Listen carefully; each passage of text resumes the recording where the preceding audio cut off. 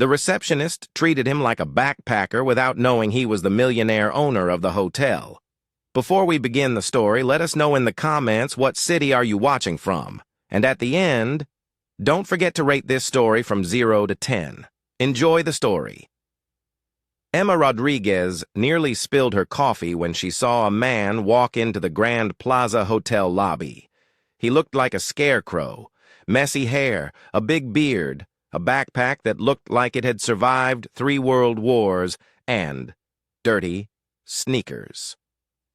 No, no, no, Emma muttered as she left the front desk and rushed toward the stranger. Sir, excuse me, sir. The man turned around, revealing sun-kissed skin and surprisingly beautiful eyes. For a second, Emma hesitated. There was something in his eyes that didn't match the rest of his rough appearance. "Are you lost?" she asked, forcing a professional smile as she positioned herself between him and the guests having afternoon tea. "I can give you directions to the nearest hostel. It's only 6 blocks away." Michael Blackwood held back a laugh. 3 weeks hiking in the Colorado mountains had turned him into exactly that, a bearded wanderer with dirty clothes. And now back at his own hotel, one of his employees was trying to send him away.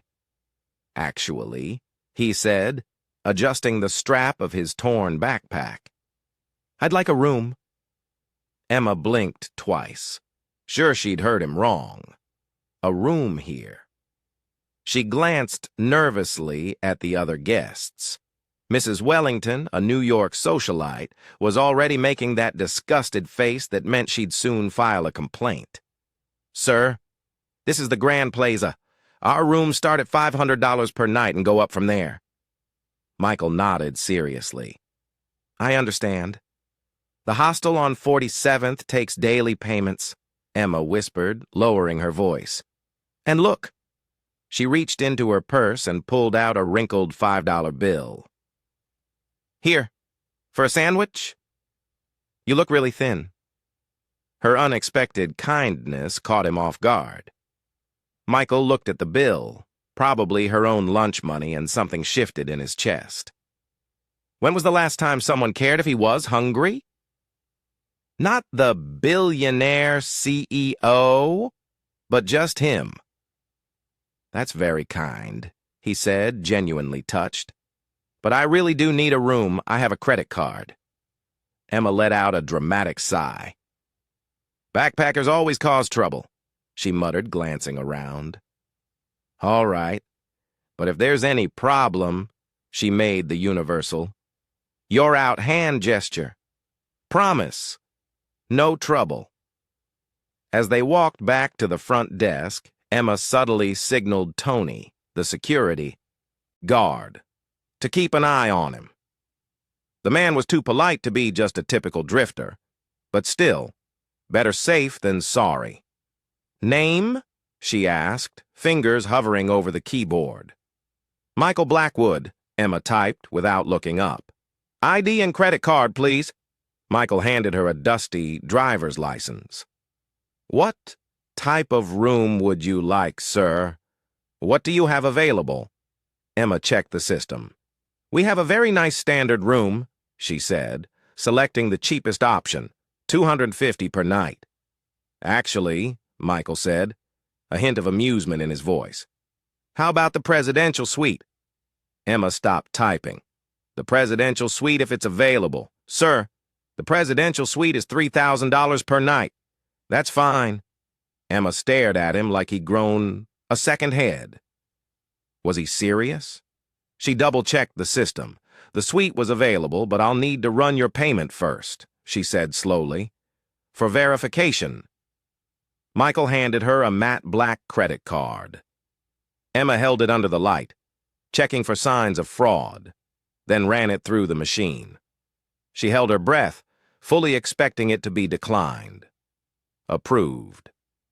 She looked at the screen, then at Michael, then back at the screen. That went through," she murmured in disbelief. "Great." But Emma lowered her voice. "Sir, are you sure this card isn't stolen? We've had that happen with people in tough situations." Michael nearly laughed. I'm pretty sure it's legit. Emma still wasn't convinced. Discreetly, she picked up the front desk phone and dialed the bank. Hello, this is Emma Rodriguez from the Grand Plaza Hotel. I need to verify a transaction. She whispered the card numbers, keeping an eye on Michael. Yes, I'll hold. Michael pretended to look at a tourist brochure while she waited. Judging by the look on her face, he could guess what the other side of the line was saying. Mr. Blackwood? Yes, VIP client. Credit limit. Let's just say there isn't one, ma'am. I see, Emma said into the phone, her voice rising an octave. Yes, thank you. She hung up and stared at Michael with a strange expression. Everything went through? He asked innocently. Yes, it did. But I still need you to sign a few documents just to confirm your signature. Emma had Michael sign the registration form, then a second form, then a third. With each signature, she carefully compared it to his ID, frowning like a seasoned detective. One more thing, she said, pulling out her phone. I need a photo for our security records. Standard procedure for special guests. Michael patiently posed while Emma took 3 photos, each with the flash on. All set, she finally said, handing him the key card. The suite is on the top floor. The elevator. Emma, a man's voice interrupted. Is everything all right? Emma turned to see Richard Morgan, the general manager, walking over with a professional smile. No problem at all, Mr. Morgan. Just checking in, mister. She glanced at Michael Blackwood. Richard's reaction was immediate. His eyes widened, and his smile shifted from polite to genuinely respectful. Mr. Blackwood, he exclaimed, reaching out to shake hands. It's a pleasure to have you back. How was your trip? Emma looked on confused as Richard greeted Michael like someone important. It was eye-opening. Michael replied, shaking the manager's hand. Very different from what I'm used to. I can imagine. Richard laughed. If there's anything you need, Emma cut in, lowering her voice. Mr. Morgan, may I speak to you for a moment privately? Richard looked surprised, but nodded. Emma pulled him a few steps away and whispered urgently. Be careful. He might be a very skilled scammer. The card went through, but she motioned toward Michael. Look at him. Something feels off. Richard followed her gaze. Michael was calmly admiring a flower arrangement, his worn-out backpack at his feet, totally unaware of the conversation. Emma, Richard said slowly, do you know who that man is? A washed-up heir? Someone who won the lottery? Emma shrugged. He didn't want to give many details. Richard opened his mouth, then closed it, then opened it again. He won the lottery. Across the lobby, Michael had caught parts of the conversation. Won the lottery? He smiled to himself. Why not? It was a lot easier than explaining the billions in inheritance and investments. Yes, he said, walking back over. The lottery? Still getting used to all of this? He gestured vaguely toward the fancy lobby. Emma nodded. Satisfied her theory was correct. It made sense. A lottery winner, still new to wealth, not yet used to dressing for upscale places. Well, Richard said, still processing everything. Congratulations on the winnings! If you need any advice about investing, or actually, Emma interrupted, feeling suddenly responsible, I've already given him a few basic tips. Things people with sudden wealth should know. Michael bit his lip to hold back a laugh. Emma's been very helpful. I'm sure, Richard muttered, glancing between them like he was trying to solve a puzzle. Well, Mr. Blackwood, Emma said, returning to her professional tone. Your suite is ready. Breakfast is served from 6 Mac to 10 now. Room service is available 24 hours a day, and she hesitated. If you need help with anything, I'm always here.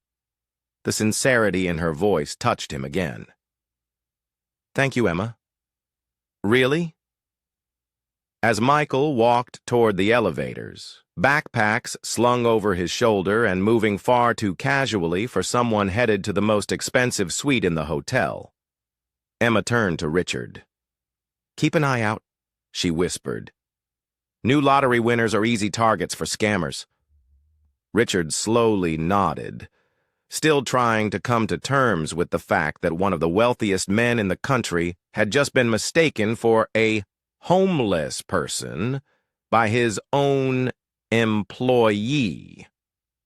"I'll keep my eyes open," he promised. As the elevator doors closed, Michael finally let the smile escape. 3 weeks in the mountains had given him a new perspective on his golden life. But Emma had just given him something even more valuable: the experience of being treated like a regular person. The next morning, Emma arrived at work with a mission. She had spent the entire night feeling guilty for judging Michael so harshly. The man had won the lottery, a life-changing event that should be celebrated, and she had treated him like a potential criminal. Even worse, he clearly had no idea how to behave in a high-end setting. She felt it was her moral duty to help him adjust to the world of the wealthy before he made some kind of embarrassing mistake. Emma opened a notepad and began writing quickly. "Survival Guide for Newly Rich." She scribbled at the top of the page, then crossed it out and wrote, "Basic Guide. How not to look poor in fancy places." The list grew fast. Never wear flip-flops in the lobby or any public area. Don't ask for discounts at the front desk, even if the prices seem too high. Don't put food from breakfast in your pockets, no matter how tempting. Always greet the staff politely, but don't get too personal. Use utensils for everything, even pizza if needed. Don't take pictures of your food. That screams first time here. Never ask how much things cost at the restaurant. Use the restroom to wash your hands, not for a full-body cleanup. Don't talk about prices with other guests. Dress properly. No torn shorts at dinner. Emma read over the list with satisfaction. It was complete, practical, and most importantly, it would save Michael from future embarrassment. When Michael walked into the lobby at 10 in the morning, still wearing the same worn-out jeans, but at least freshly showered, Emma stopped him right away. "Mr. Blackwood, perfect timing." She waved the paper in front of him. "I've prepared something that'll really help you." Michael read the title and almost choked. "Guide on how not to look poor." Exactly. Emma beamed with pride. "Basic rules to help you adjust to your new financial situation. Trust me, this will help you avoid awkward moments." Michael scanned the list, trying not to laugh. "Use utensils for pizza. Don't photograph food." Was she serious? "This is very thorough," he said. 2 years of experience dealing with all kinds of hotel guests," Emma said confidently.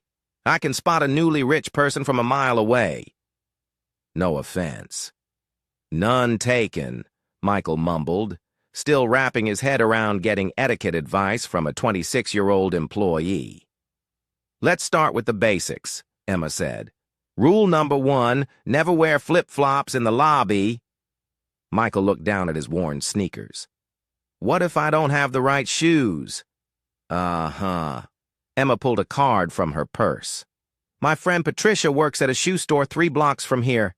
Tell her I sent you and she'll give you the staff discount." The irony was perfect. One of the richest men in the world being told how to save money on shoes. "Thank you," Michael said. "Seriously, that's very helpful." "You're welcome. Now, rule number 5. Use utensils for everything, even pizza." "For pizza?" Michael pretended to be shocked. "But pizza is meant to be eaten with your hands." Emma shook her head firmly. "Not in places like this. Rich folks eat pizza with a fork and knife. Always. Even pepperoni pizza. Especially pepperoni pizza." The more casual the food, the more formal the way to eat it should be. Michael nodded seriously like he was learning ancient wisdom. Got it. Fork and knife for pizza. Noted. Great. Let's practice. Emma led him into the hotel restaurant where lunch was being served. A few tables were taken by business people in meetings, tourists planning their day, and a group of socialites gossiping about others. Table for two, Emma said to the mat, who instantly recognized Michael but stayed professional. Of course, Miss Rodriguez. Table 23 has a great view. Once seated, Emma took her role as instructor seriously. Remember, sit up straight. Don't put your elbows on the table. And she paused, dramatically. We're ordering pizza to practice rule number 5. Michael almost laughed out loud. Pizza for lunch. Trust me, it's the ultimate test. The waiter, Robert, who had worked at the hotel for 15 years and knew Michael since he took over the company, was slightly surprised to see the boss with Emma, but remained polite. Good afternoon. What can I get you today? 1 margarita pizza, Emma said, with confidence. And 2 sparkling waters. Excellent choice, Robert replied carefully, avoiding Michael's eyes. As they waited, Emma continued the lesson. Rule number 6, don't take photos of your food. That screams first time in a fancy place. What if I want to show my friends? Resist the urge. Rich folks don't take food pictures. They just eat. The pizza arrived in 15 minutes, served on an elegant plate with linen napkins. Michael looked at the utensils beside the plate, like they were surgical tools. Now show me, Emma said, arms crossed. Michael picked up the fork and knife with exaggerated care.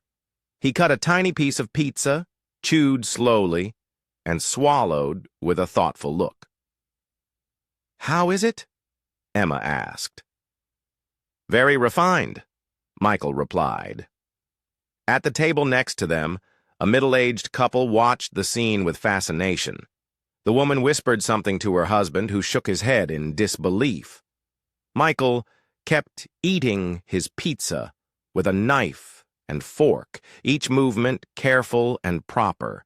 He cut the slices into perfect little shapes, chewed with his mouth closed, and dabbed his lips with the napkin after every bite. Perfect, Emma whispered, glowing with pride. You're learning fast. Across the restaurant, 3 businessmen stopped talking to watch what was happening. One of them discreetly took out his phone as if you were documenting a rare species of human behavior.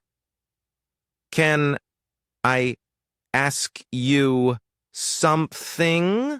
Michael said, cutting another tiny piece. Of course. Why are you helping me? Yesterday you thought I was a criminal. Emma blushed a little. Because I judged you by your appearance. And that was wrong. My grandma always said, it doesn't matter where you come from, it matters where you're going. You won the lottery, that's amazing. You deserve every chance to fit in properly. The sincerity in her voice touched Michael deeply. Here was someone truly concerned for his well-being, not knowing he already had more chances to fit in than he could ever use in one lifetime. Your grandmother sounds wise, he said. She was. She cleaned houses for wealthy families and always told me that the real difference between social classes isn't money. It's knowledge. Knowing how to behave, what to wear, how to talk. Emma gestured expressively. That's why I'm sharing what I know with you. Michael stopped eating, truly. Moved. Emma, that means a lot to me. You're welcome. It's the least I can do. They finished lunch with Michael showing excellent mastery of the knife and fork pizza technique. When they left the restaurant, Emma was practically floating with satisfaction. Lesson 1 complete, she announced. Tomorrow we'll move on to rule number 7. Never ask about prices at a restaurant. Can't wait, Michael said. And, for the first time in years, he actually meant it. As Emma went back to work, Glowing from having saved a new rich guy from future embarrassment, Michael headed up to his suite, smiling. 3 weeks in the mountains had taught him about simplicity, but Emma was teaching him something even more valuable. Sometimes the most generous people are the ones with the least to give, and eating pizza with a knife and fork, even if it seemed silly, could be surprisingly fun with the right person. "Today's the big day," Emma announced on day 3 of Operation Civilize. Michael walking into the lobby with a notepad and a determined expression that would have made a general proud. Advanced etiquette. Training in a real-world setting. Michael, who had woken up thinking about business mergers and quarterly reports, was instantly pulled back into the alternate reality, where he was a lottery winner in desperate need of social training. "Real-world setting?" he asked, amused. "Leonarding," Emma said with reverence, as if naming a sacred pilgrimage site. 3 Michelin stars. If you can get through dinner there without embarrassing yourself, you'll officially graduate from How to Be Rich 101. Michael nearly choked. Le Berardin was one of his favorite restaurants. He dined there at least once a month and knew the chef, Daniel Boulude, personally. But Emma didn't need to know that. "Sounds intimidating," he said, pretending to be nervous. "That's why I brought study materials." Emma opened her notepad, revealing diagrams that looked like architectural blueprints. Complete map of proper cutlery setup in a fine dining restaurant. The map was a work of art in itself. Emma had drawn plates, glasses, napkins, and silverware with obsessive precision. Every item was numbered and connected by arrows to tiny handwritten notes. "Salad fork, main fork, dessert fork," she recited like a sacred chant. "Left to right, always left to right. Knives on the right, then spoons after the knives. Never ever use the wrong fork for the wrong course." "And if I forget?" Michael asked with a genuinely worried face. "Then you become a meme on someone else's Instagram," Emma said. "Seriously, I've seen it happen. A man once used a fish fork for steak and went viral under the hashtag #NewRichFail. Michael made a mental note to check if that hashtag was real. 2 hours later, they were sitting at Lier Narden. Emma was glowing with pride for getting a last-minute table. She didn't know Michael had personally called the manager. The restaurant was in full evening swing. Soft lighting, quiet conversations, and an atmosphere of sophistication that cost about $500 per person. "Remember," Emma whispered, pretending to study the menu while watching Michael out of the corner of her eye. "Sit up straight, napkin on your lap, and for heaven's sake, don't blow on the soup." "People blow on soup?" Michael asked innocently. "Regular folks do. Rich people wait for it to cool, naturally." The sommelier approached. Francois, who had known Michael for 5 years and always reserved his best wines for him. Francois looked at Michael, then at Emma, then back at Michael, clearly confused but maintaining flawless professionalism. "Good evening," Francis said in a thick French accent. "May I suggest a wine to go with your dinner?" Emma spoke up. "Nothing too expensive," she said, glancing meaningfully at Michael. "Something democratic." Francois blinked slowly. In 5 years of serving Michael Blackwood, he had never heard anyone ask for a democratic wine for the man who once ordered a $1,500 bottle of Chateau Diem just because he felt like something sweet. "Maybe a simple Bordeaux," Francois offered carefully. "Perfect," Emma exclaimed. "See," she whispered to Michael, "always show that you're in control of your spending. Rich people don't need to prove anything by buying the most expensive wine." Michael nodded seriously, mentally noting this revolutionary financial philosophy. The first course arrived, an edible work of art that looked like it had been sculpted by angels. Emma immediately switched into teacher mode. "Now watch," she said, picking up the outermost fork. "You always start with the utensils on the outside and work your way in. It's like unwrapping a present." Layer by layer, Michael followed her instructions with exaggerated focus, cutting tiny bites and chewing as if he were solving a complex math problem. "Excellent technique," Emma whispered, proud as a mother watching her child take their first steps.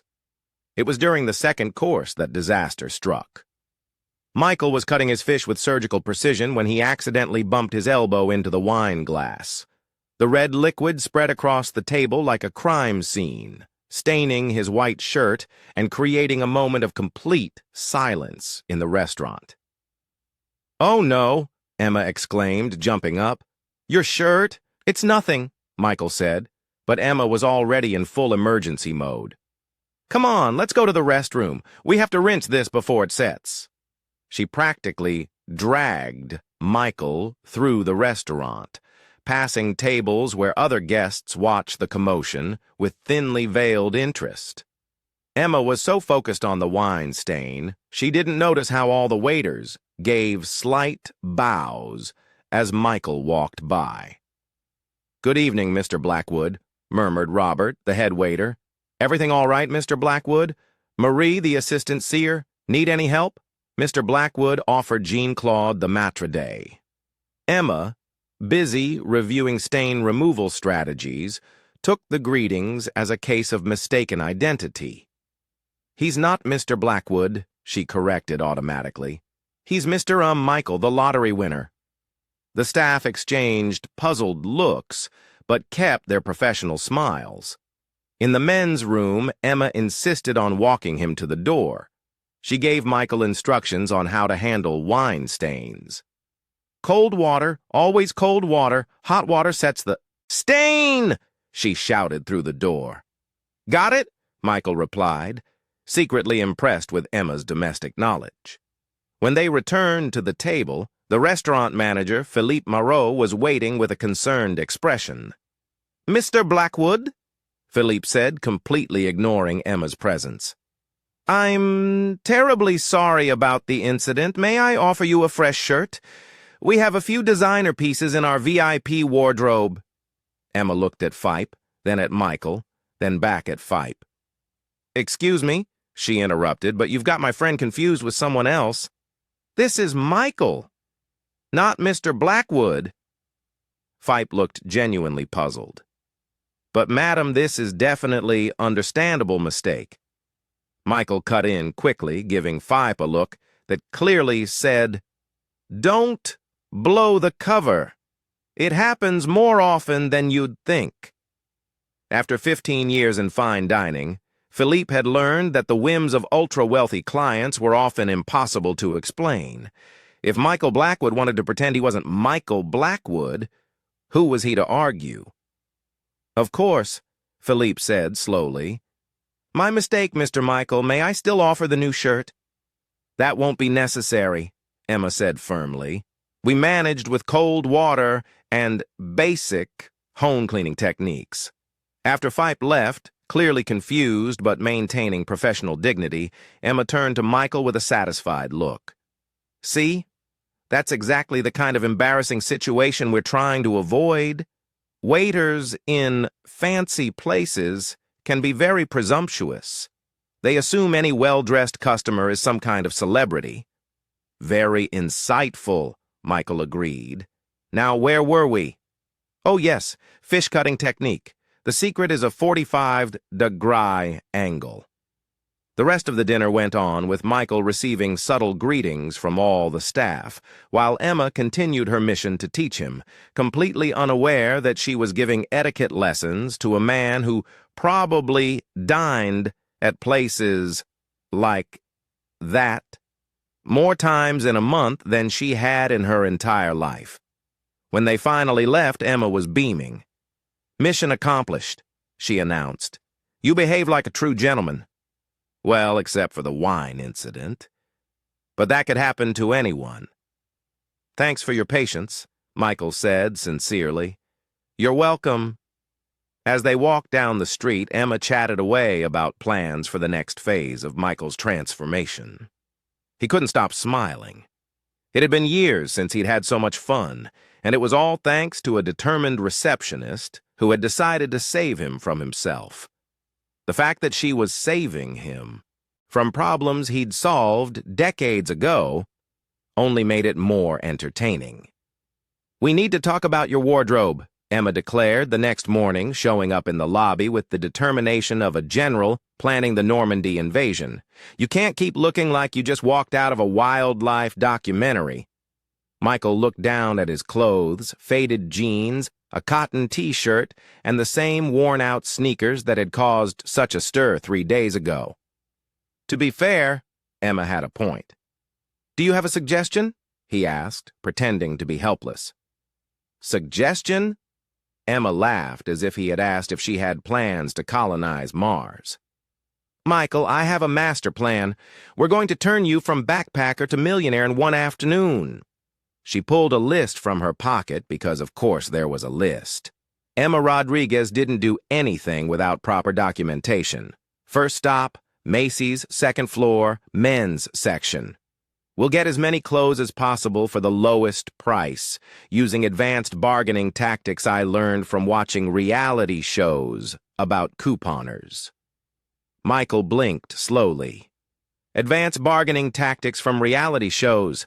Extreme couponing and bargain hunters," Emma said proudly. "I watched all the seasons twice. You'll be amazed by my skills." 40 minutes later, they were at Macy's with Emma marching through the aisles like a military commander inspecting troops. Michael followed her, fascinated by how seriously she approached the mission of buying clothes. "First," she said, stopping dramatically in front of a suit section, "we need to establish your new visual identity. You want to look new money, but not new money who doesn't know how to spend it." "There's a difference?" Michael asked, genuinely curious. "Oh, there's a huge difference," Emma replied, picking out a navy blue suit. "New money who knows how to spend buys quiet quality. New money who doesn't know how to spend buys loud, flashy stuff that screams, 'Look at me! I have money!'" A salesman approached Stephen, a middle-aged man with a perfectly trimmed mustache and a professionally friendly smile. "Can I help you?" Stephen asked. "Yes," Emma exclaimed, taking full control of the situation. "My friend here needs a full wardrobe, suit, shirts, ties, shoes, everything. But we want fair prices." Stephen looked at Michael, then at Emma, trying to make sense of the unusual dynamic between them. "Of course, I can show you some options," Stephen began. "Wait," Emma interrupted, raising her hand like a traffic officer. "Before we see anything, I need to know. Do you offer discounts for bulk purchases? Well, we do have a few promotions." "What kind of promotions? Specific percentages? Free items? Let's talk actual numbers." Michael watched, captivated, as Emma questioned poor Stephen like he was a suspect in a police investigation. She had pulled out a notepad and was literally taking notes on the store's discount policies. "If we buy 3 shirts, do we get a discount on the 4th? Emma asked. "We have a buy 2, get 3 deal." "And ties?" "What's the deal with ties, Emma?" Michael tried to gently interrupt. "Maybe we could just look at the clothes." "Shh," Emma motioned for him to be quiet. "This is the most important part. Never start negotiating after you fall in love with the product. Always set the terms first." Stephen looked at Michael with an expression that clearly said, "First time shopping with her, huh? Let's start with suits." Emma finally announced, "Show us 3 options in the mid-prick range, and I want to see the price tags before he tries anything on." Stephen led them through the section, showing suits ranging from $400 to $800. Emma examined each tag like it was a legal document, taking notes and murmuring numbers to herself. "This one," she said, pointing at a $600 Hugo Boss suit. "What's your best offer?" "Well, the price is $600. $600 is the tourist price. Emma said, with a confidence she definitely hadn't earned. "What's the price for serious customers buying multiple items?" Stephen looked around nervously, as if you were about to share military secrets. "I can check with my manager about maybe 5%. 5%. Emma acted shocked. Stephen, you're dealing with a customer who's about to spend thousands today. Thousands. 5% is what you give someone buying socks." Michael was trying so hard not to laugh that his shoulders were shaking. Emma had turned into a ruthless negotiator, using bargaining tactics that probably worked better at flea markets than in department stores. "Let me speak with the manager." Stephen sighed clearly out of his depth. As Stephen walked away, Emma turned to Michael with a triumphant look. "See? You have to show that you're not desperate. Salespeople can sense desperation from a mile away." "You're impressive," Michael said sincerely. Stephen returned with an older, stern-looking man, probably the manager. "I understand you're looking to make a substantial purchase," the manager said with professional calm. "Exactly," Emma clapped her hands. "My friend here needs a full transformation. Flexible budget, but we want real value for our money. I can offer 10% off your total if you spend over $1,000. Emma pretended to consider the offer as if it were an international peace treaty. 15% she countered, and free alterations. 12% with free alterations. Deal. Emma reached out her hand dramatically. 2 hours later, Michael stood in front of the fitting room mirror wearing the Hugo Boss suit, a crisp white shirt, and a blue silk tie. The transformation was remarkable, from scruffy traveler to polished executive in a matter of minutes. "Oh my goodness," Emma exclaimed as he stepped out. "Michael, you look like a CEO, because I am one," Michael thought. But out loud, he said, "You think so?" "Think so." "I'm sure Stephen will take it all. The suit, 3 shirts, 2 ties, and those black Oxford shoes." Stephen started calculating the total. "We're at $2,040 before the discount." "And with our negotiated discount?" Emma asked eagerly. "One of 18 to 36. Emma turned to Michael with a smile bright enough to light up Times Square. "We saved over $200. $200, Michael." "Impressive," Michael agreed, pulling out his credit card. "But wait," Emma said, grabbing his arm. "Let me try one more thing." She turned to Stephen. "That $200 tie my friend was looking at, what's the best price you can do?" Stephen looked at the Hermes tie Michael had casually mentioned. "Well, the general discount already applies." "Come on, Stephen. A $200 tie for a purchase close to $2,000. You can do better than that." After another 10 minutes of intense bargaining, Emma got the price down to $150. "Victory!" she cried, doing a small victory dance in the middle of the store. $50 off a tie. I'm a bargain genius." Michael paid the bill, smiling as Emma proudly shared her negotiation tactics with every employee who would listen. "The trick," she explained to a passing cosmetic saleswoman, "is never accept the first price. Never. There's always room to negotiate if you know how to push." As they left the store, Emma carrying several shopping bags like war trophies, Michael quietly excused himself to use the restroom. In reality, he went back to Stephen. "The difference my friend negotiated," Michael said quietly, handing over $300 in cash. "You can keep it as a tip. She worked hard and deserves to feel like she got a real win." Stephen looked at the money, then back at Michael. "Sir, this is very generous." "And Stephen?" Michael smiled. "If she ever comes back here, make sure she always gets the discount she asks for. She's got a good heart." When Michael rejoined Emma on the sidewalk, she was still glowing with victory. "Michael, do you realize what we just did? We turned you into a refined man and saved a fortune. I should seriously think about becoming a personal shopper." You really should, Michael agreed, watching as Emma arranged the shopping bags with a kind of proud, motherly care. As they walked back to the hotel, Emma excitedly planning the next phase of Michael's makeover. He thought about how strange and wonderful it was to see someone get so happy about saving $50 on a tie that cost less than what he usually tipped waiters. Emma Rodriguez was teaching him the real value of money, one lesson at a time, and he was enjoying every minute of it. The next day, Emma showed up in the lobby carrying a picnic basket that looked like it had been packed by an Italian grandmother worried about underfed grandchildren. "Surprise!" she announced, swinging the basket like she just won the lottery. "Today we're doing something different. No etiquette lessons or shopping, just good old-fashioned fun in Central Park."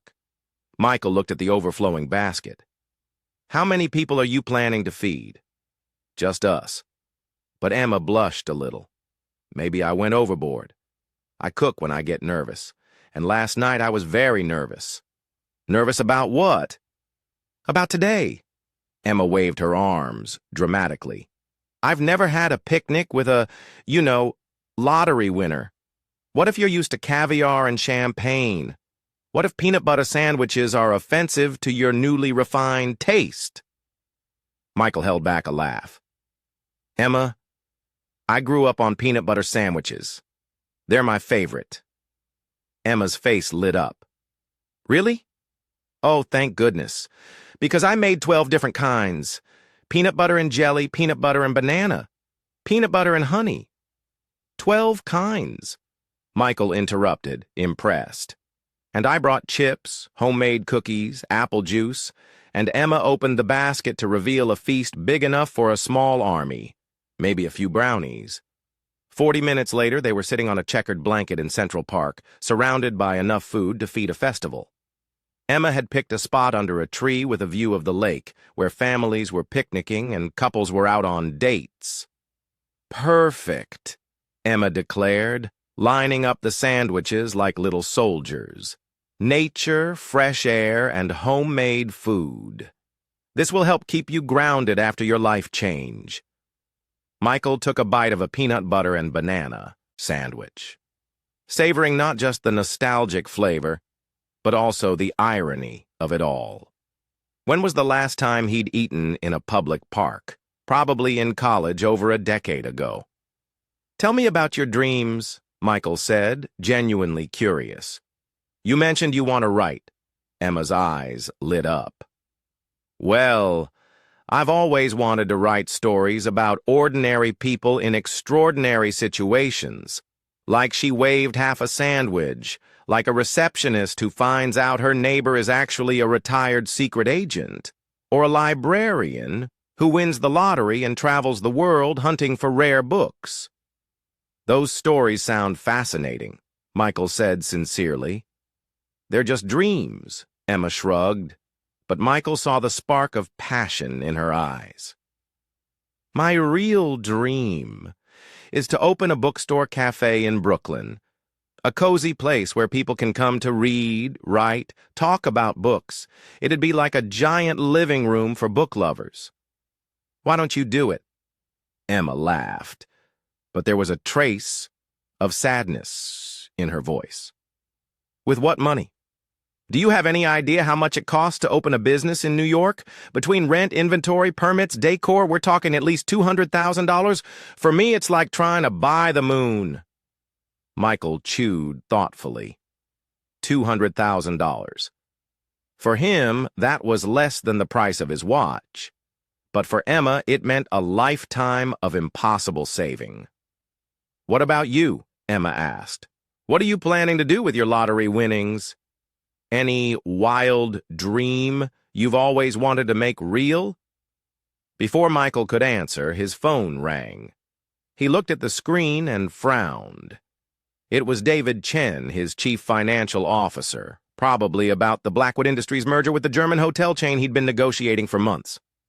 "Sorry," he said to Emma. "I need to take this. It's important." "Mr. Blackwood," David said without any introduction when Michael picked up. We have a situation with the Mueller merger. They're demanding to renegotiate the acquisition terms.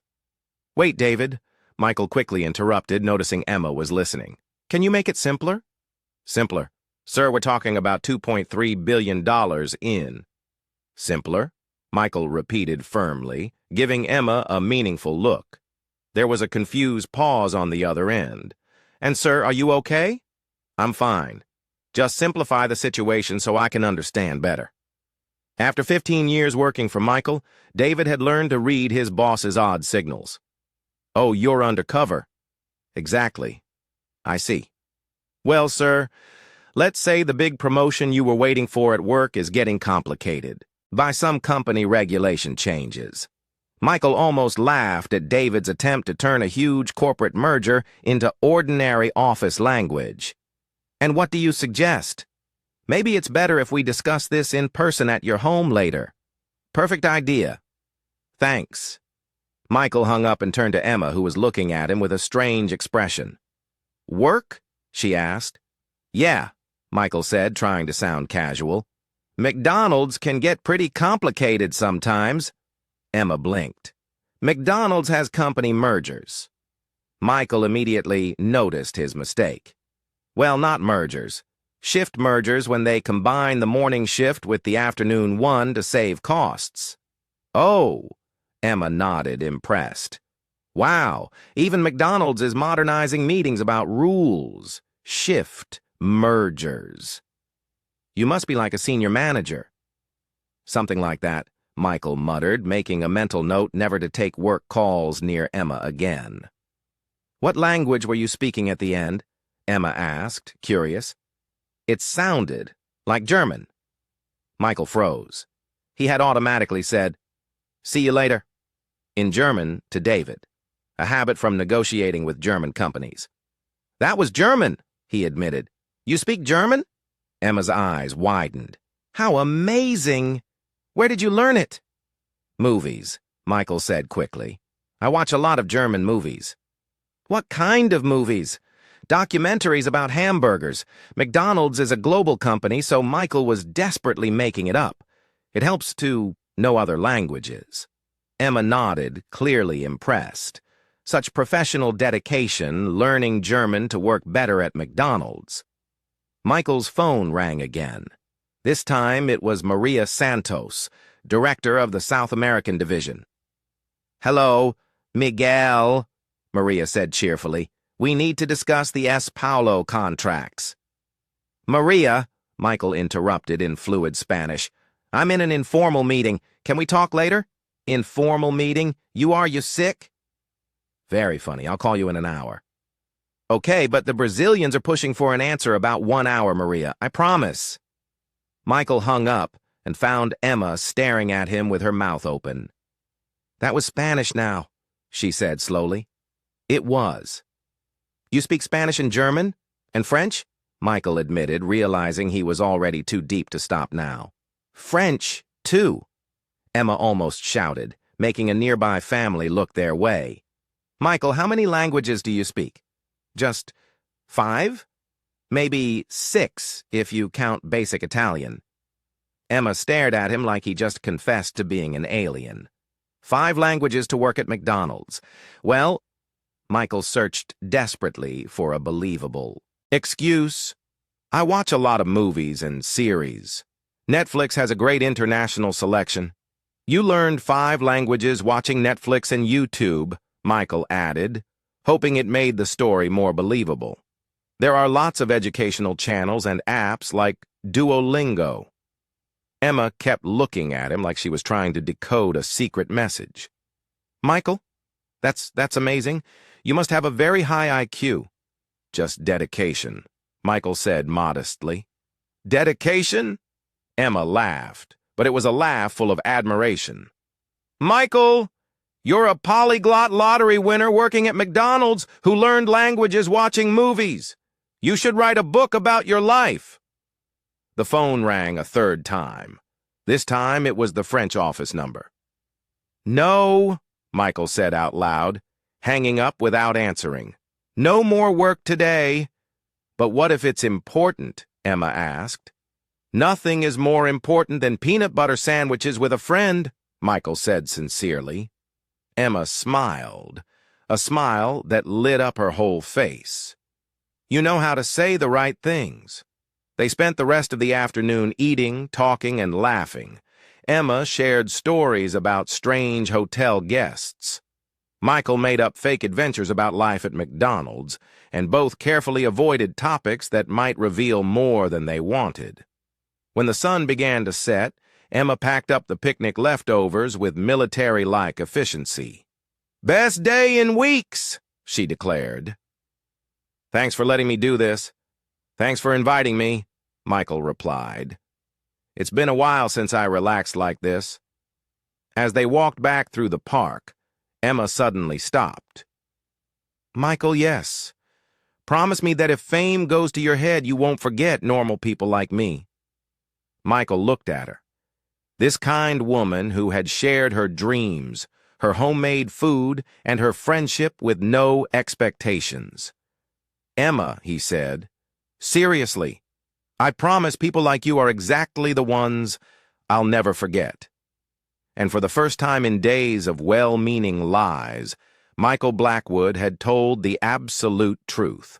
Emma stayed awake all night, staring at the ceiling of her small apartment in Queens, while her mind processed the strange events of the last few days. Michael knew 5 languages. He got calls about company mergers at McDonald's. All the fancy restaurant staff greeted him like he was someone important. Something wasn't adding up. The next morning, Emma arrived at work with a mission. Find out who Michael Blackwood really was. She had watched enough episodes of CSI to know that every serious investigation started with quietly watching the suspect. The problem was, Emma Rodriguez had about as much spying skill as an elephant trying to hide behind a pole. "I need a disguise," she muttered to herself, digging through the lost and found drawer behind the front desk. "Something to make me invisible." 5 minutes later, Emma emerged, transformed into a bizarre version of a private detective. Huge, dark sunglasses covering half her face, a bright pink sun hat a guest had forgotten, and a copy of the New York Times that she had poked holes in to create observation windows. The final look was more like someone escaping from a mental hospital than a professional spy. "Perfect," whispered Emma, positioning herself behind a marble column in the lobby. "Now I just have to wait for the target to show up." What Emma didn't know was that the moment she put on those ridiculous glasses, Tony, the head of security, had alerted his whole team. "Everyone," Tony said over the radio, "Emma's having some kind of episode. She's wearing a strange disguise and hiding behind column 3. Keep your distance, but keep an eye on her." "Tony," replied Marcus, another guard. "She has a newspaper with holes." "I know, Marcus. I know." At 10 a.m., Michael appeared in the lobby wearing one of the new shirts Emma had helped him buy. He casually headed for the elevator, unaware he was being discreetly followed by a woman wearing oversized sunglasses and carrying a newspaper like a shield. Emma sneaked after him, trying to match her steps to the lobby's background music. Unfortunately, the music was a slow waltz, and Emma was moving like she was in an action movie. Chase scene. "Suspect heading to the elevator," she whispered to herself, pretending to read the newspaper, way too confident for a new lottery winner. What Emma also didn't notice was that Marcus and Steve, 2 security guards, were now following her, keeping a respectful distance while trying to figure out what on earth she was doing. "She's talking to herself," Steve reported over the radio. "Noted," Tony replied. "Keep watching." Michael got on the elevator and Emma rushed toward the stairs. Determined to reach Michael's floor before him, she climbed 2 flights in high heels, arriving out of breath on the 3rd floor just as the elevator doors opened.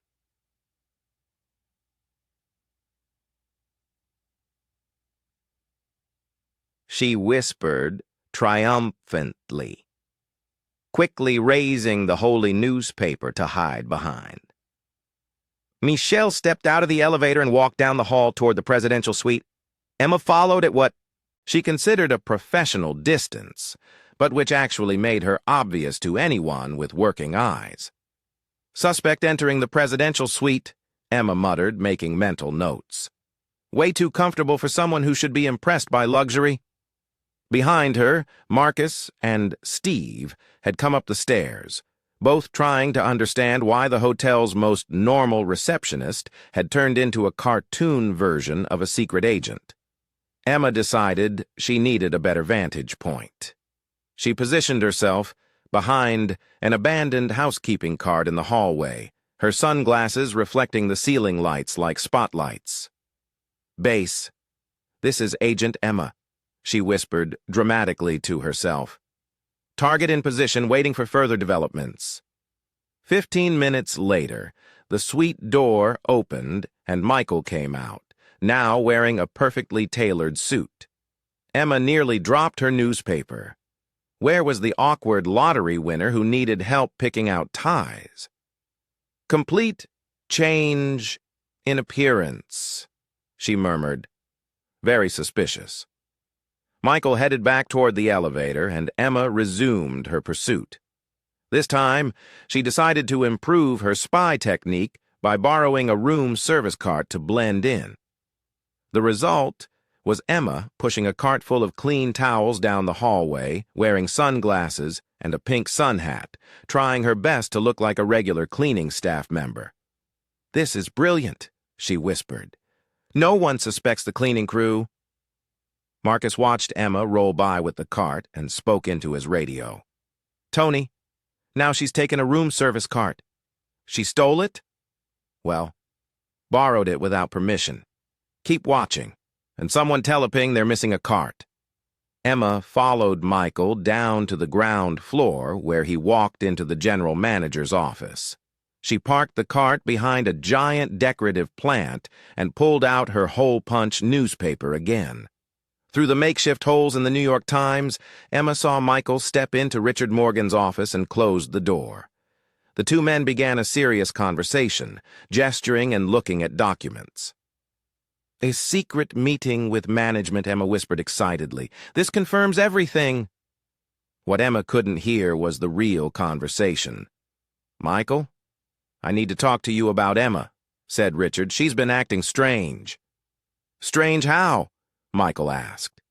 Well, yesterday she asked me about security protocols for identifying corporate spies, and today she showed up dressed like, honestly, I don't even know how to describe it. Michael looked out the office window and saw Emma crouched behind a plant wearing enormous sunglasses and holding a newspaper with holes in it. Oh, said Michael, trying not to laugh. Let me handle it. But in Emma's mind, the serious conversation between Michael and Richard only confirmed her growing suspicions. Corporate spy, she whispered dramatically, probably planted here to steal business secrets. That's why he speaks 5 languages and gets mysterious phone calls. Emma was so deep into her theory that she didn't notice Steve had walked up behind her. Emma, Steve said gently. Emma screamed and jumped back, knocking over the room service cart and sending towels flying across the lobby. Steve! She shouted, still wearing the giant sunglasses. You scared me. Emma, are you okay? You're hiding behind plants. I'm not hiding, Emma said with wounded dignity, adjusting her pink hat. I'm investigating. Investigating what? Emma glanced around, noticing several guests watching the scene. She lowered her voice to a conspiratorial whisper. Michael isn't who he says he is. Steve, I have proof. What kind of proof?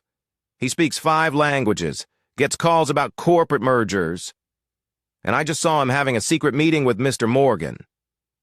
Emma gestured dramatically with the hole punch newspaper. He's obviously a corporate spy. Steve looked at Emma, giant sunglasses, pink hat, wild theory, and made an executive decision. "Emma," he said gently, "how about taking a little break? Maybe get some coffee." "I can't stop now, Steve. I'm about to expose an international spy ring." At that moment, Michael walked out of Richard's office and saw Emma in the middle of the lobby, surrounded by scattered towels, wearing a disguise that could be seen from outer space. "Emma," he asked, clearly concerned, "are you okay?" Emma turned to him, and even through the ridiculous sunglasses, Michael could see the suspicion shining in her eyes. "I'm just fine, Michael," she said, putting extra emphasis on his name. "Just observing hotel activity to improve guest service." Michael looked at the pink hat, the giant sunglasses, the hole-punched newspaper, and the scattered towels. "In disguise?" he asked, trying not to laugh. "It's not a disguise," Emma protested.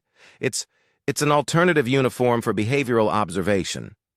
And that was the moment Michael Blackwood realized his little joke had created a monster, and Emma Rodriguez completely convinced she had uncovered an international conspiracy, and he had no idea how to fix it without telling the truth. After the whole spy disguise incident, Michael knew he had to do something drastic before Emma called the FBI to investigate what she thought was a case of corporate espionage. The solution he came up with was risky: a romantic dinner. "Well, not exactly romantic," he muttered to himself as he made the arrangements. "More like a thank you dinner that might seem romantic, depending on how the moon hits the table." Michael had asked the staff to set up the hotel's private rooftop terrace, a space usually reserved for corporate events and celebrity weddings. But instead of going all out with baccarat crystal and imported orchids, he gave very specific instructions. Make it look like a lottery winner tried to plan something fancy. The result was a strange mix of genuine simplicity with unintentional touches of luxury that Michael just couldn't completely hide. Emma showed up at the terrace at 7 p.m., wearing the nicest dress she owned, a simple black one she had bought on clearance 2 years ago. When she saw the setup, her suspicions about Michael momentarily vanished, replaced by pure surprise. "Michael," she whispered, looking around, "this is beautiful." And it really was. String lights, which cost $300 each, not that Emma needed to know, gave the space a warm glow. A small table was set with plain white plates, Hermes, but subtle. And there were candles. $400 handmade ones that smelled like Himalayan jasmine, but looked completely ordinary.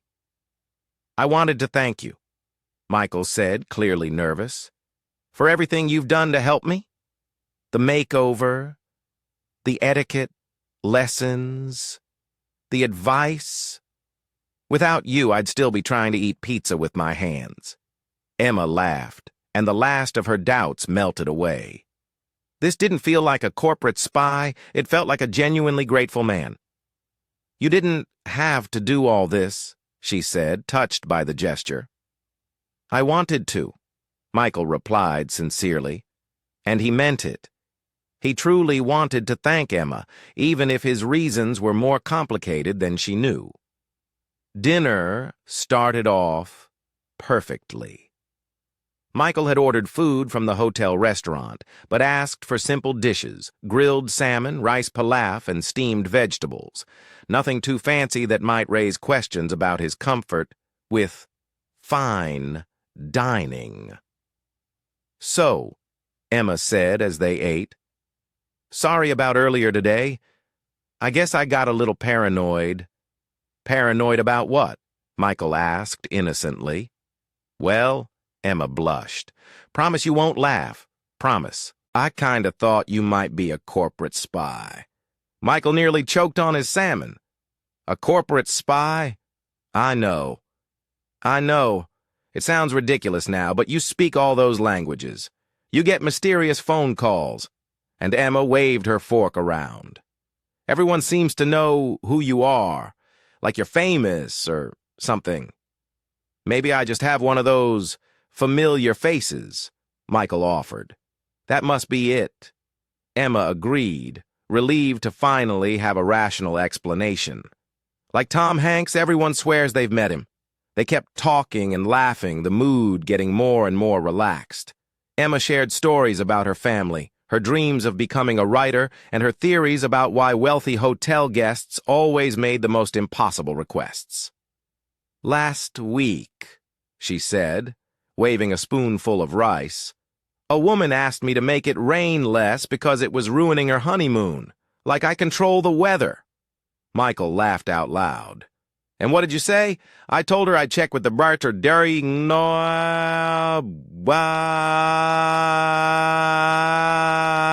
other department." Emma made air quotes with her fingers. She was happy and tipped me $5. That's when disaster struck.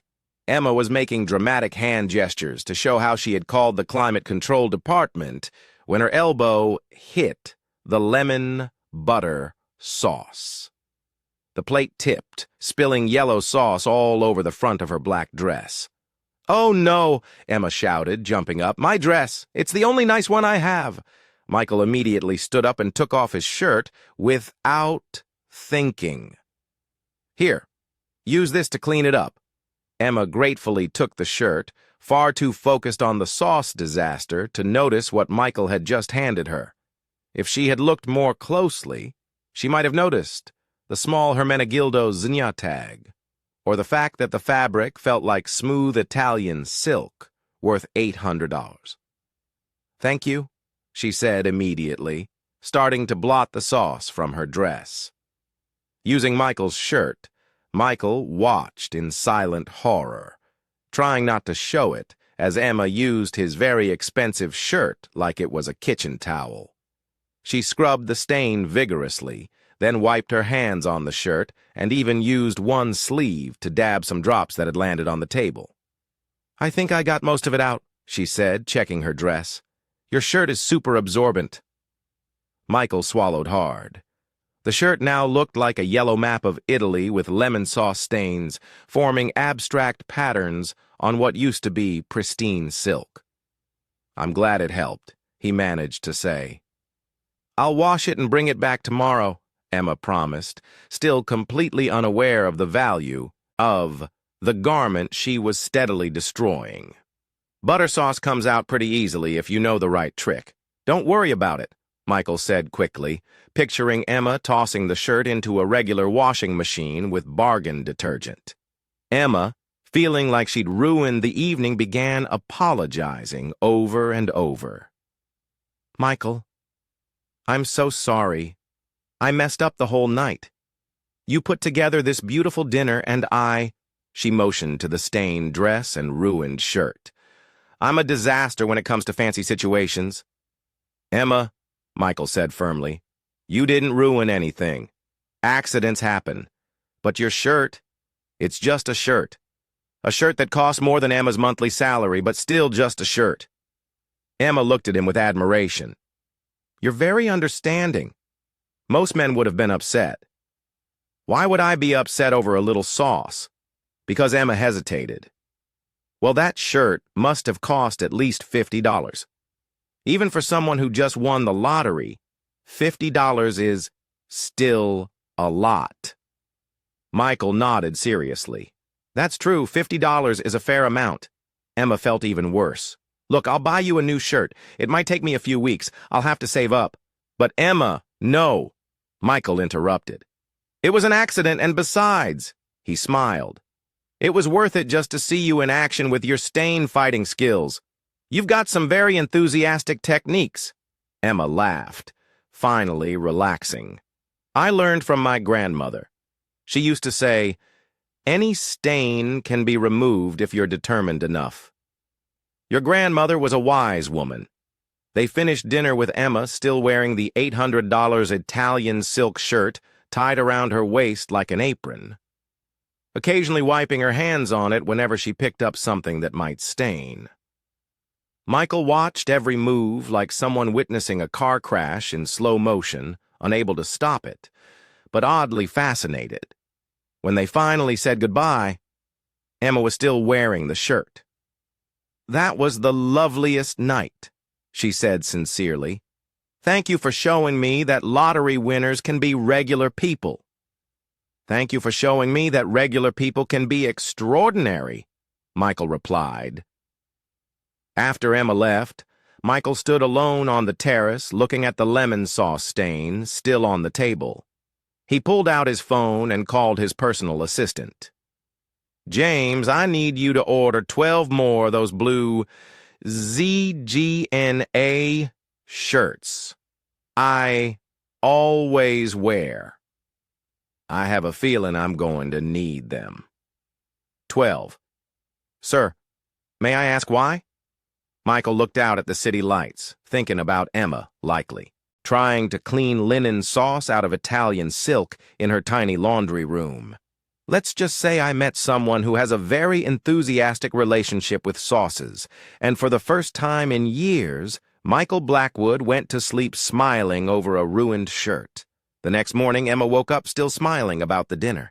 Michael's shirt was hanging in her bathroom, soaking in a mix of detergent and baking soda her grandmother swore could remove any stain known to mankind. Poor guy, she murmured, making instant coffee. I bet that shirt is one of the only fancy things he bought with his lottery money. While waiting for the coffee, Emma sat down at her old laptop, the one she bought used 3 years ago. She'd woken up with an idea for a short story. The lottery winner who didn't know he was rich. It would be based on Michael, of course, with a few changes to protect his privacy. But what's a good last name for the character, she wondered, tapping on the slow laptop. Something that sounds classy, but not too fancy. That's when a mischievous thought popped into her head. Why not Google Michael Blackwood just to make sure there wasn't some famous Michael Blackwood out there who could make her story a problem? Just a quick search, she told herself as she opened her browser just to avoid any copyright issues. Emma typed Michael Blackwood into the search bar and hit enter, expecting maybe a few LinkedIn pages and social media, profiles of regular people with the same name. What showed up on the screen made her coffee fall off the table. Michael Blackwood, CEO of Blackwood Hospitality Group, worth $8 billion. Emma blinked, then blinked again, then rubbed her eyes and looked at the screen once more. That has to be someone else, she muttered, clicking on the first link. There must be millions of Michael Blackwoods in the world. The Forbes page opened, showing a professional photo of a man in a sharp suit, perfectly styled hair, and a confident CEO smile. Emma stared at the photo for a long moment before her brain could process what she was seeing. It was Michael. Her Michael. The Michael she had taught to eat pizza with a fork and knife. No! Emma shouted so loud the neighbors knocked on the wall. She frantically clicked link after link, each page confirming what she desperately wanted to deny. Michael Blackwood, 34 years old, heir to the Blackwood Hotel empire, one of the 10 richest people in America.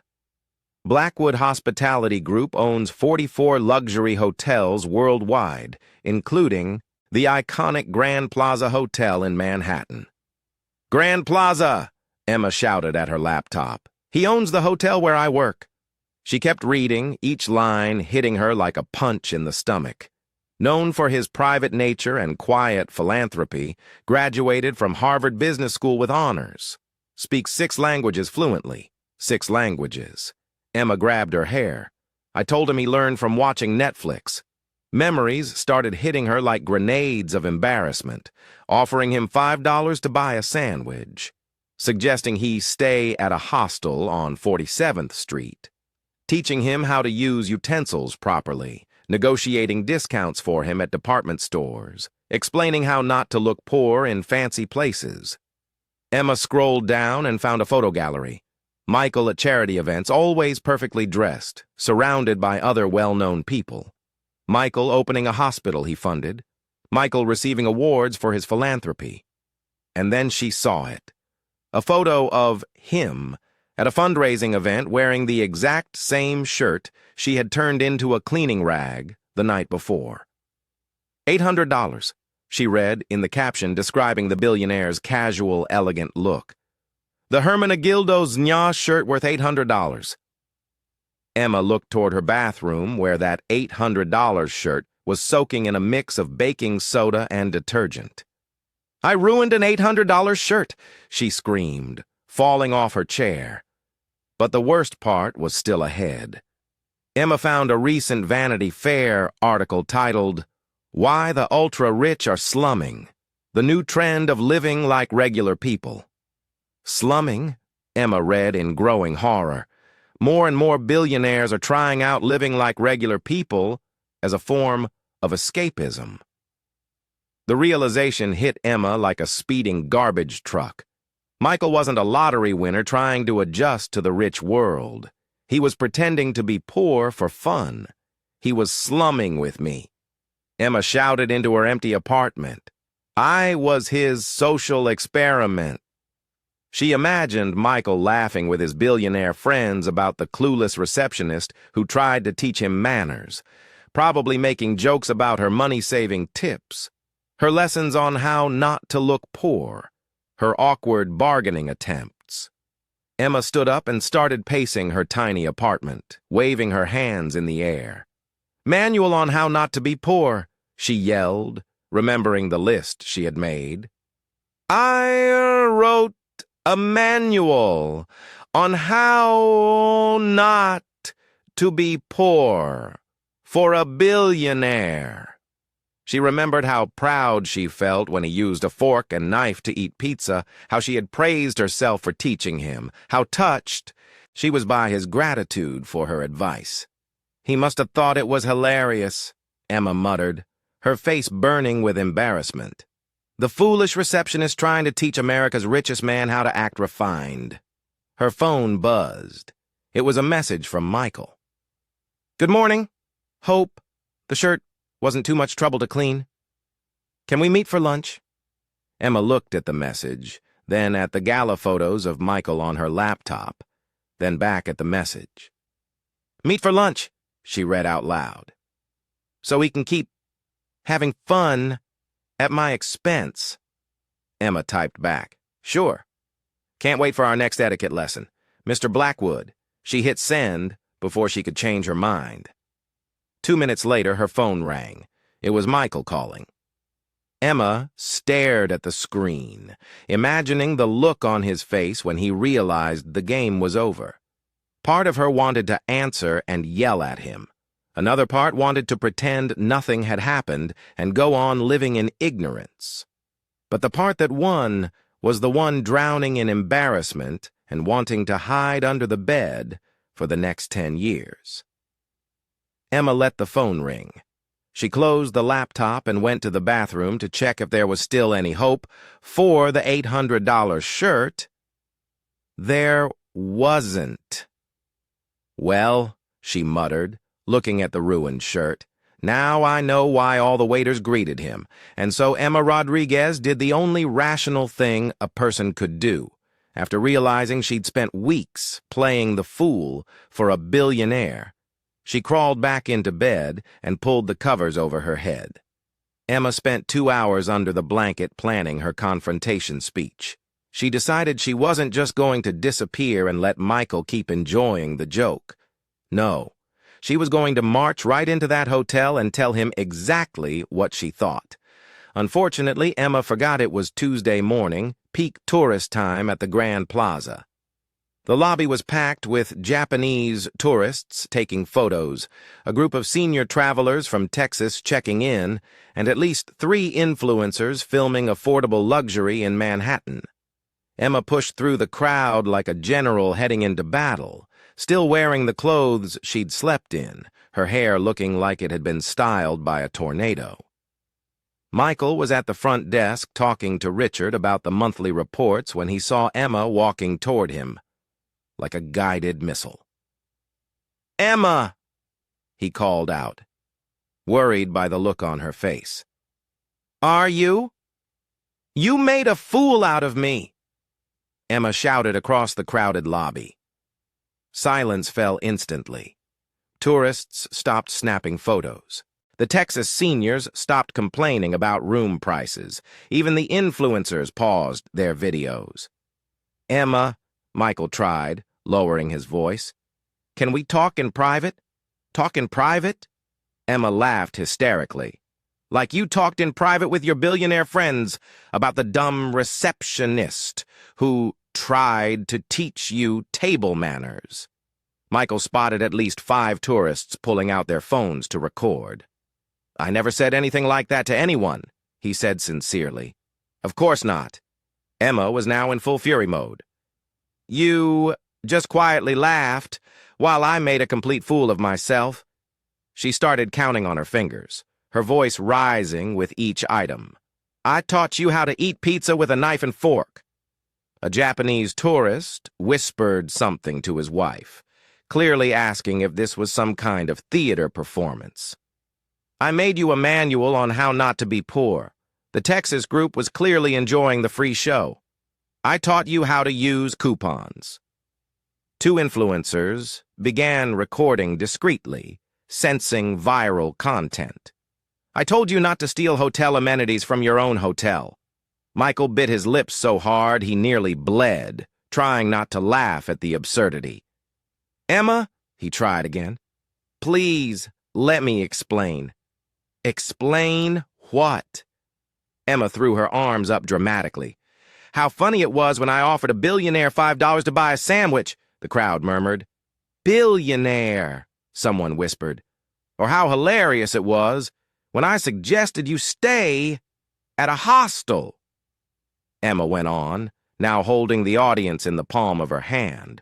Or when I bargained like crazy to get you a discount on your $200 tie. Michael noticed Richard standing behind the counter watching the scene like it was a live soap opera.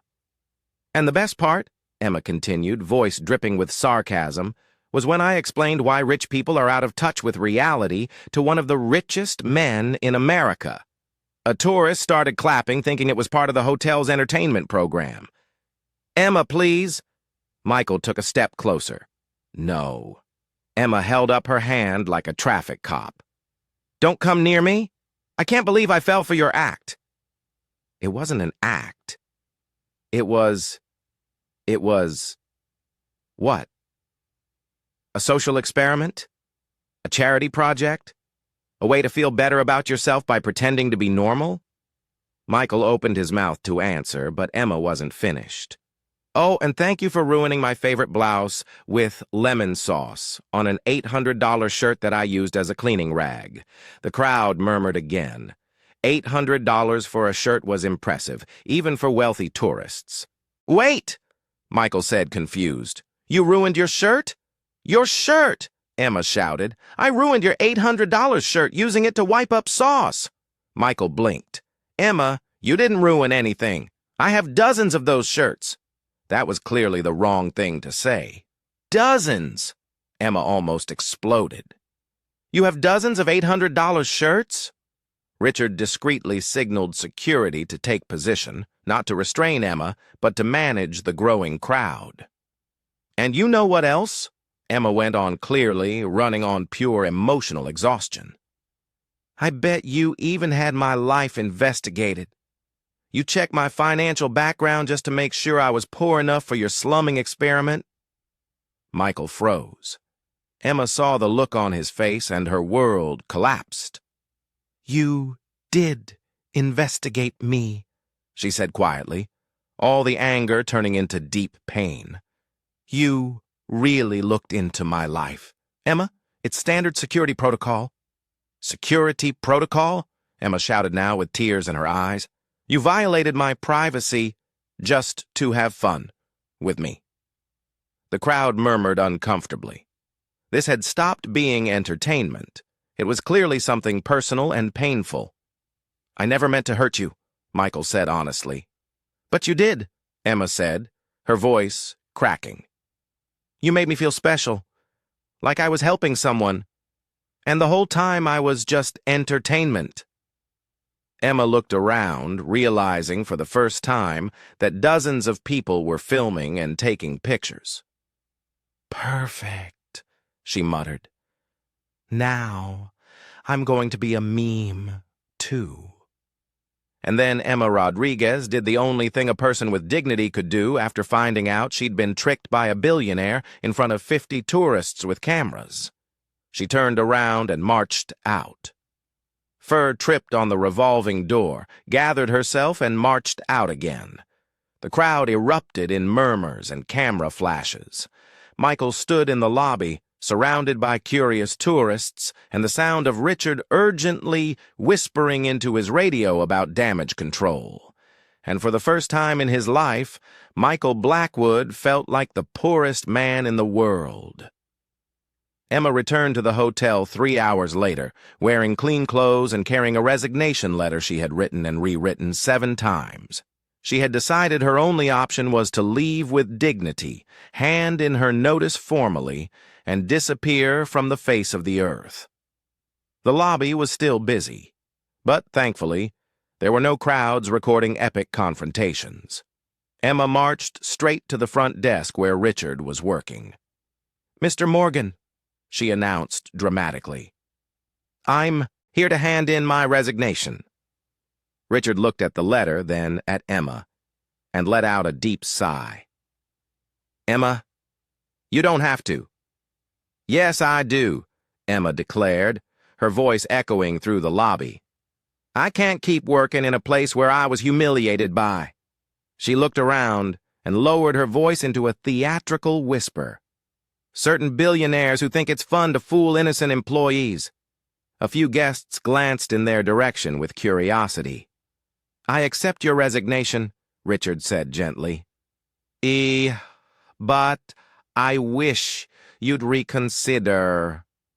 "Never." Emma slapped her hand on the desk. "My dignity is worth more than any job." She turned to leave dramatically, her hair flying behind her like in a movie. Unfortunately, Emma had forgotten she was wearing new shoes with smooth soles. Her feet slipped on the polished marble floor of the lobby, and she stumbled spectacularly, her arms spinning like helicopter blades as she tried to regain balance. Michael, who had quietly entered the lobby, hoping for a chance to speak to her, instinctively stepped forward to help. "Emma!"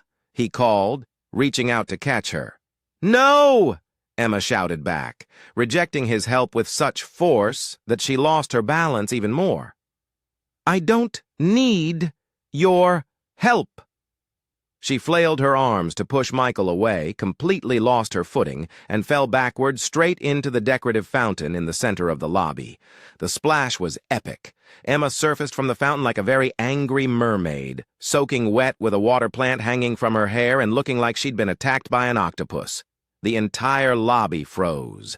Tourists, staff, guests, everyone was staring at Emma sitting in the fountain, dripping and radiating absolute indignation. "I'm fine," she shouted to no one in particular, trying to keep her dignity while pulling seaweed off her face. "Perfectly fine." Michael stepped toward the fountain. "Emma, let me help." "I said I'm fine." Emma tried to rise from the fountain with dignity, but her foot slipped again, and she landed back in the water with another splash. That was the moment when at least 6 people started recording. Emma finally managed to get out of the fountain with the dignity of a soaked cat, leaving a trail of water and pond plants across the marble lobby. "I'm going home now," she announced, trying to sound dignified despite dripping with chlorinated water. "I wish you all have a dry day." She headed toward the exit, leaving wet footprints behind her when she realized she had lost a shoe in the fountain. Anna looked at the shoe floating among the lily pads, then at the crowd watching, then at Michael, who was clearly trying not to laugh.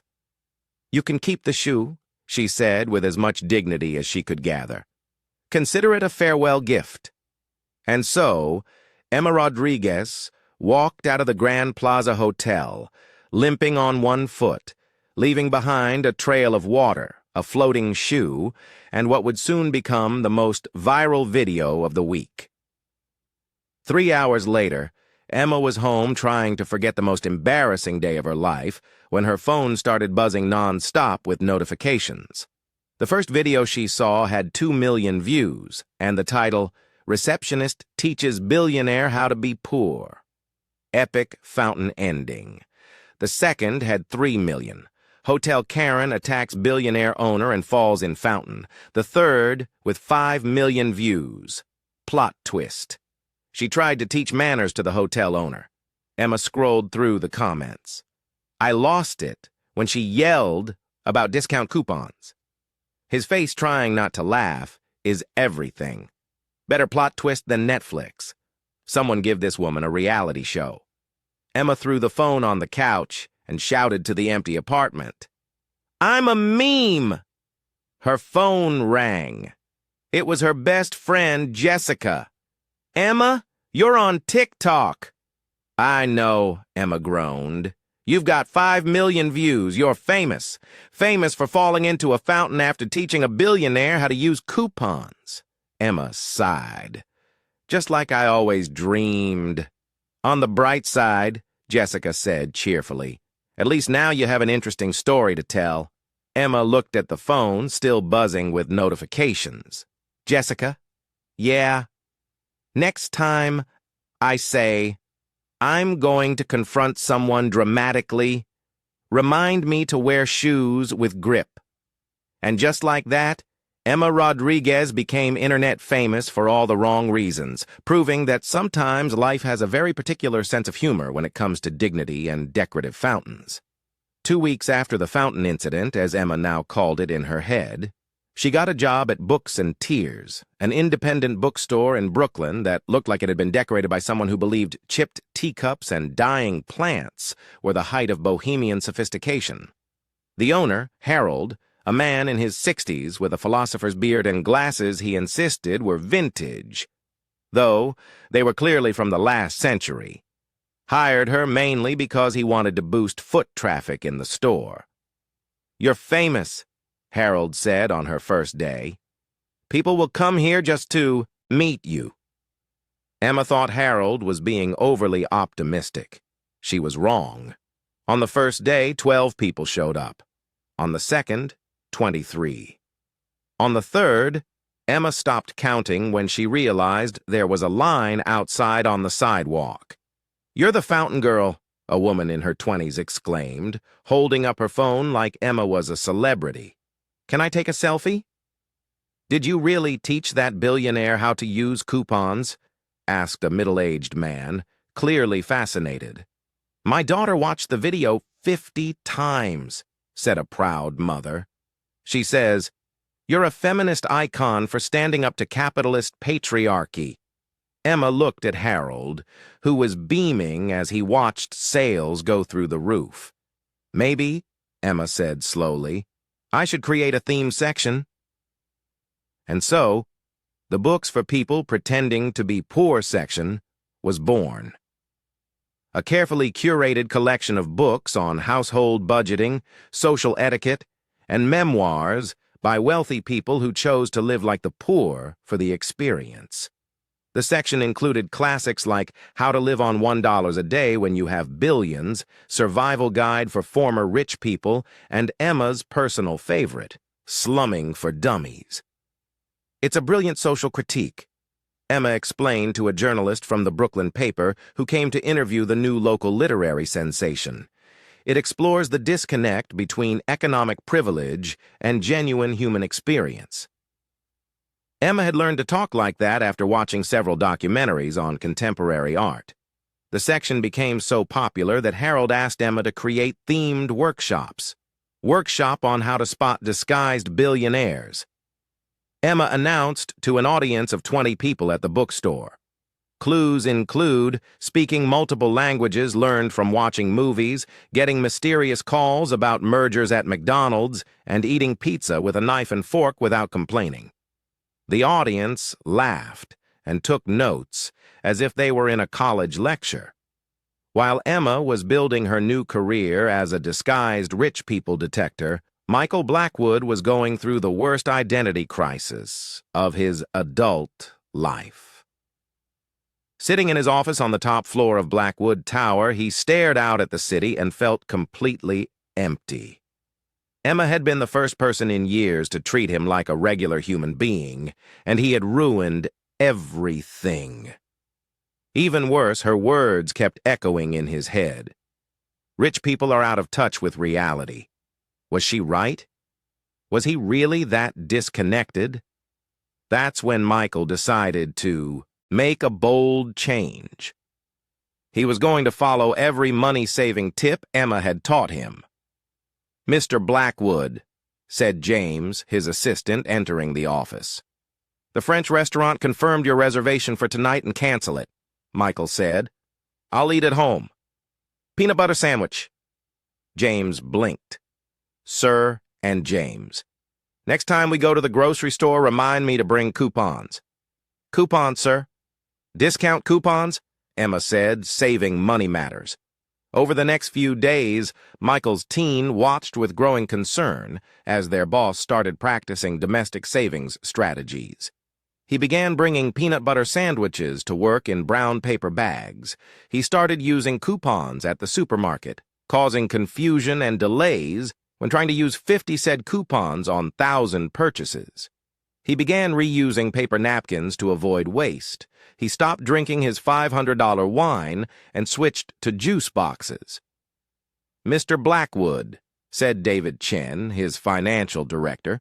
"During a meeting, the shareholders are concerned. There are rumors you're having financial trouble." "Why?" Michael asked, chewing a peanut butter sandwich. "Well, sir, yesterday you were seen using a $2 coupon at Whole Foods." The manager posted about it on Instagram. "Michael, David, do you think I'm out of touch with reality?" "Sir, normal people use coupons, David. Maybe I should learn to be more normal." David looked at his millionaire boss eating a peanut butter sandwich and wearing a tie that clearly had been washed at home and came out a bit wrinkled, and came to the only logical conclusion. Michael Blackwood was having a breakdown over a receptionist.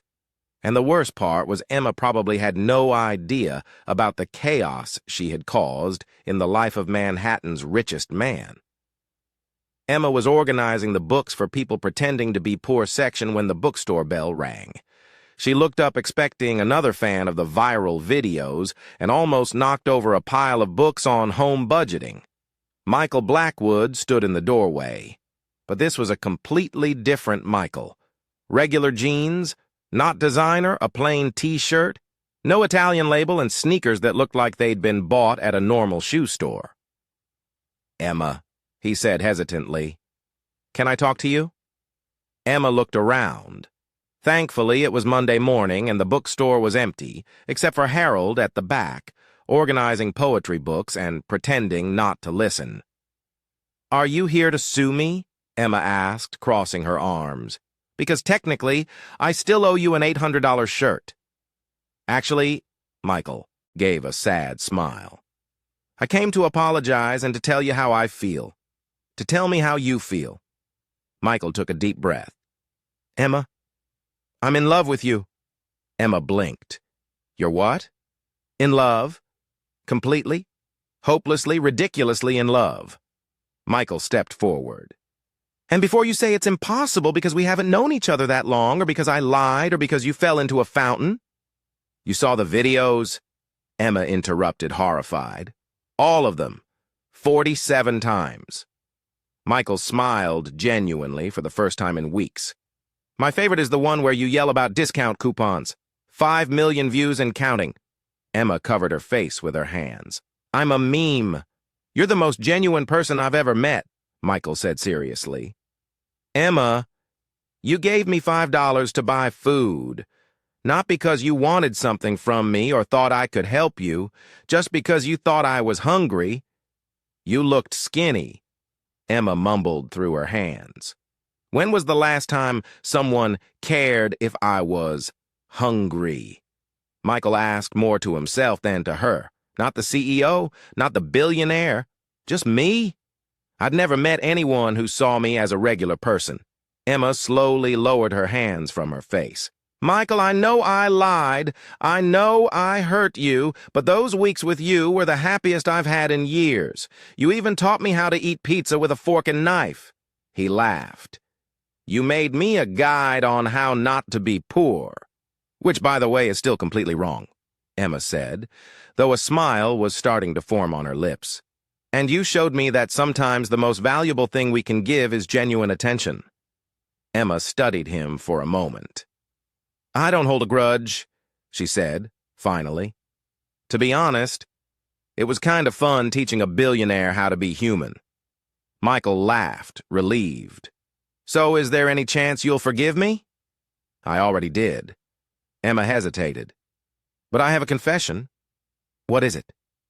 Emma walked over to the counter and pulled out a small box. I kept all the coupons. You forgot during our outings. She opened the box, revealing a neatly organized collection of discount coupons. I figured rich people always forget to save money. So, Michael looked at the collection. $2 discounts on pizza, 50 cents off ice cream, 10% off dry cleaning. You kept my coupons, he said, truly touched. I thought maybe you'd need them someday. Michael picked up one for sandwiches. Emma Rodriguez, would you be my girlfriend? Seriously? Emma smiled. A billionaire is asking me out in a small bookstore in Brooklyn. A man who learned how to use coupons is asking out the woman who taught him how to be human. Michael corrected her. Emma considered it. All right, but I have one condition. What's that? No expensive gifts for the first 6 months? Emma pointed at him firmly. I want to be sure you're interested in me, not in impressing the poor girl with money. Michael smiled. Peanut butter sandwiches and picnics in the park, perfect. And Michael, yes, you can keep using those coupons. Saving is saving no matter how many billions you've got. Michael kissed Emma right there in the middle of the books for people who pretend to be poor section, while Harold discreetly clapped from the back of the store. And for the first time in his life, Michael Blackwood felt truly rich. 3 months later, Emma Rodriguez stood in front of the mirror in her small Brooklyn apartment, adjusting the pearl necklace Jessica had lent her. She wore a simple but elegant white dress she had found on clearance, with an employee discount, thanks to the sales clerk who was a fan of her viral videos. I still can't believe I'm getting married at the place where I fell into a fountain, she murmured to Jessica, her maid of honor. And just 3 months after you told each other how you felt, Jessica laughed. You two really don't waste time. When you know, Emma said with a smile. Besides, Michael said the longer we waited, the more time I'd have to come up with new conspiracy theories about him. The wedding was a unique mix only Emma and Michael could pull off. A simple ceremony in Central Park, the same place they had their picnic, followed by a reception on the Grand Plaza rooftop. The decorations were intentionally modest: string lights, flowers from the local market, and a sign that read, Coupon Free Zone, an inside joke between the couple.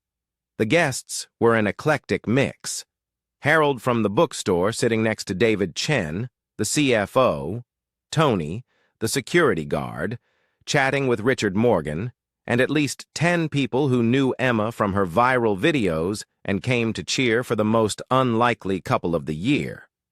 Dear friends, the officiant began, we are gathered here today to unite Emma and Michael, two people who prove that sometimes true love shows up disguised as hilarious misunderstandings. Emma laughed, remembering all the absurd moments that had brought them to this point of day. But before the vows, the officiant continued. The bride would like to make a special presentation. Emma pulled a small envelope from her sleeve. Michael, she said, seriously, as a wedding gift, I have something very special for you. Michael looked at her, curious, as Anna opened the envelope. Honeymoon discount coupons, she announced proudly. 15% off the inn at Martha's Vineyard. Free breakfast if we stay 3 nights. And Emma, Michael interrupted, laughing so hard he nearly dropped the rings. Did you really bring coupons to our wedding? They're honeymoon coupons, Emma said, defending herself. "And look at this one. It's a discount on bike rentals." The guests burst out laughing. Harold shouted, "That's my girl from the back. I accept all the coupons," Michael said solemnly, "and I promise to use them proudly." When it was time for the vows, Michael held Emma's hands. "Emma," he began, "3 months ago, you taught me something no business school ever could. The real value of things. You showed me that $5 given with love is worth more than 1,000 given out of obligation. You taught me that eating pizza with a fork and knife can be hilarious, and that someone can be a billionaire and still need to learn how to be human." Emma was crying, happy tears that completely ruined her cheap but waterproof makeup. "And Michael," she said, "you showed me that dreams can come true in the most unexpected ways. Who would have thought that teaching manners to a lottery winner would lead me to the love of my life? You taught me that sometimes the best things come disguised as bearded backpackers who don't know how to eat pizza properly, and who love discount coupons," Michael added. "And who love my coupons," Emma laughed through her tears. After the ceremony during the reception on the terrace, Richard Morgan gave a toast. To Emma, who turned our hotel into a viral romantic comedy, and to Michael, who proved that even billionaires can learn that love is priceless, but might come with a discount if you know where to look. A few days later, Emma was in the temporary office she had set up in an empty room at the Grand Plaza. On the desk were business plans, financial spreadsheets, and a pile of coupons sorted by category. Emma's hospitality training already has 5 hotels interested in the program. She said to Michael, who was sitting in a simple chair eating a peanut butter sandwich. "And the concept," he asked, "simple. Train staff to treat every guest like a VIP, no matter what they look like." Emma showed him a presentation. Lesson number 1, the guy with the torn backpack might be your future boss. Michael laughed. "And the sustainability program, it's working perfectly. We implemented your Emma's saving tips in 3 hotels. We saved $40,000 just by reusing towels and cutting down on food waste. Forbes wants to do a story about how a receptionist revolutionized hotel management with discount coupons," Michael said proudly. "I'll only accept if they use the photo of me falling into the fountain," Emma replied. "It's tradition now. That night at home now, a bigger apartment but still in Brooklyn because Emma insisted they were planning their next adventure." Emma said, "Michael, what if we opened our own hotel chain, small, affordable, and where everyone is treated like royalty? Can I create a training manual called How Not to Judge Guests by Their Appearance?" Emma asked, excited. "You can, and can I launch a corporate household savings program based on your advice?" Emma threw herself into Michael's arms. "I knew I loved you from the moment you agreed to eat pizza with a fork and knife, and I knew I loved you from the moment you offered me $5 to buy a sandwich," Michael replied, kissing his wife. What did you think of Michael and Emma's story? Let us know in the comments. On a scale from 0 to 10, what's your rating? Don't forget to subscribe to the channel and turn on notifications so you don't miss any of our stories. And check out more emotional stories by clicking right here on the final screen.